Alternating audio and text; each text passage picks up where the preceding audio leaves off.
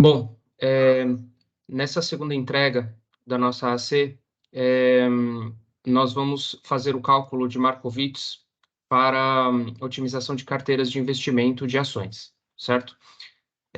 Lembrando que aqui a gente está fazendo uma análise fixa, num tempo fixo, então a gente não está fazendo anos móveis, não precisa fazer uma extração cada vez que a gente roda o código, é uma análise fixa de um período estático de determinadas ações, tá? Lembrando, as ações é Itaú, Gerdau, tá? Itaú de bancos, Gerdau de metalurgia e siderurgia, Home, RAPT4, que é a Randon, né? E WEG, de motores, tá? E comparando com o Ibovespa. Aqui, a gente vai para a nossa primeira mudança. A nossa primeira mudança é o módulo que antes se chamava Data Extractor, nós modificamos para Finance Analysis devido ao fato de que nós estamos trabalhando com orientação a objetos e o que antes eram somente uma extração de dados, agora vai ter outros métodos que fazem otimização de carteiras, taxa de retorno, etc, etc. Sharpe Ratio, que também é um indicador que a gente vai utilizar, e aí não faz mais sentido ter um módulo que se chama somente Data Extractor, tá? Então, aqui a gente também fez algumas melhorias, por exemplo, antes, quando você rodava o código, ele sempre tinha que baixar novamente o mesmo período das ações, então, utilizando esse módulo OS, né, a gente adicionou nos métodos de extração, caso o arquivo esteja já na pasta base, o arquivo ações.csv, ele não extrai mais, tá? Então, ele faz essa verificação. E também adicionamos o cálculo de Markowitz.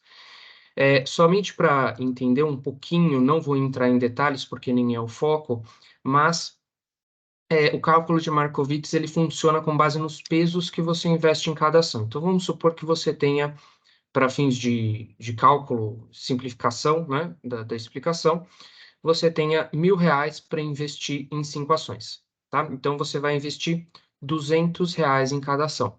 Isso seria um peso equitativo entre as ações, 0,2 para cada ação, né? Então, o peso sempre tem que ser 1. E aí, o cálculo de Markowitz ele vem responder exatamente isso. Se eu tenho um determinado valor a investir e eu quero investir em 5 ações, quanto eu devo investir em cada ação, tá? Qual deve ser o peso, o peso multiplicado pelo valor, né? Ele vai dar o quanto você investiu, o quanto você ganhou. Qual vai ser o peso por cada ação? Quanto eu tenho que investir em cada ação, tá? Então, aqui, a gente tem o método exatamente esse daqui, ó.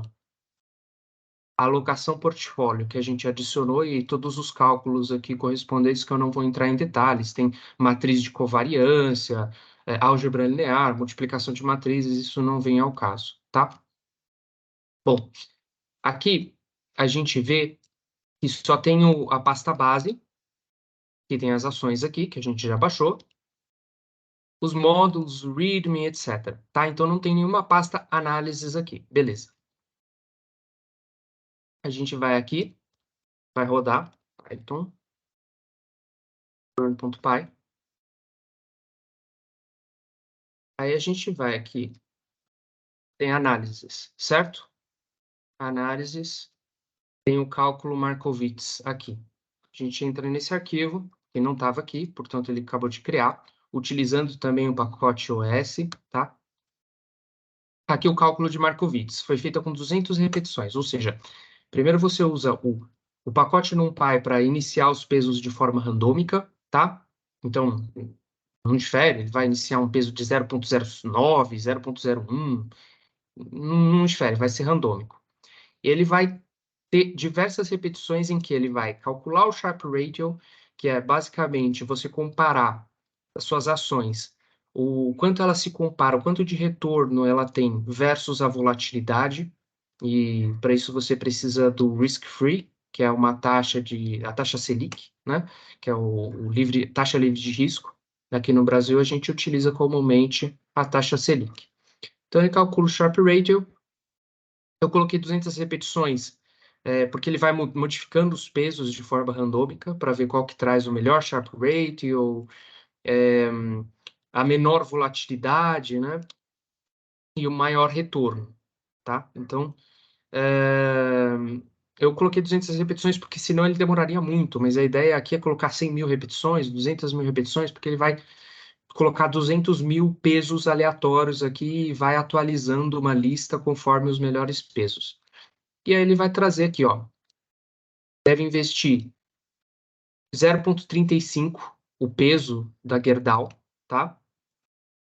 0,08 no Itaú, né? 0,30 na Randon, 0,13 na Home e 0,14 no WEG, tá? Ou alguns chamam de VEG, que é de motores, tá? Então, basicamente é isso. O retorno foi de 0,17, a taxa Selic média calculada que a gente utilizou é mais ou menos 13%.